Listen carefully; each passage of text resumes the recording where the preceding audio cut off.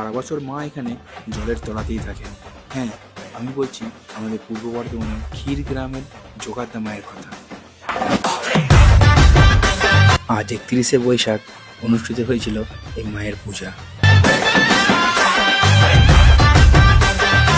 কান্না সতীপীঠের এক মহাপীঠ হলো আমাদের বর্ধমান জেলার ক্ষীর গ্রামের যোগাদ্দা মা। শোনা যায় একসময় হরিদত্ত নামে এক রাজার সন্নিকট দেবীর আগমনে শুরু হয় এই পূজা। আরও শোনা যায় এই পুজোয় নাকি আগে দেওয়া হতো নরবলিও, কিন্তু পরে তার দেবীর আদেশেই মোষ বলিতে পরিবর্তন হয়। এই দিন ভোরবেলা মাকে জল থেকে তোলা হয়, সারাদিন চলে মায়ের পুজো আর বলি পর্ব।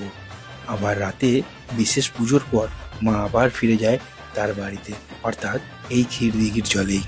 আর তোমরা কারা কারা যোগাদ্দা মায়ের